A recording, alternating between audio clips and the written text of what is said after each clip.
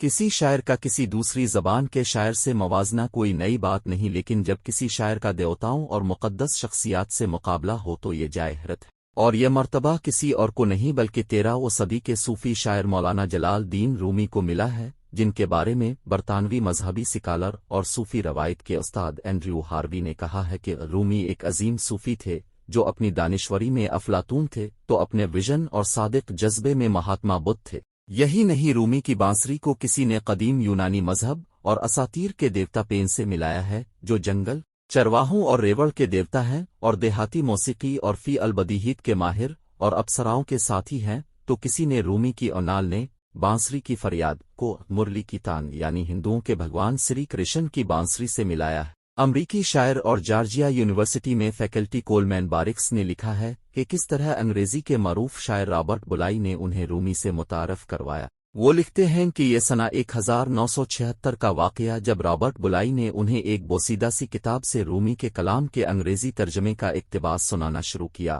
اور بارکس کو یہ محسوس ہوا کہ گویا ان پر علم و آگہی کا ایک نیا دبستان کھل گیا، اور وہ ایک عالم محویت میں بلائی کو سنتے رہے، یہاں تک کہ اخیر میں بلائی نے بارکس سے کہا، تم انہیں ترجمے کی قید سے آزاد کر دو۔ وہ یہ چاہتے تھے کہ رومی کی تخلیق کی اثر نو تشریح و تعبیر کی جائے اور ان کے کلام کی روح کا ترجمہ کر کے دنیا کے سامنے پیش کیا جائے۔ چنانچہ انہوں نے ایسا ہی کیا۔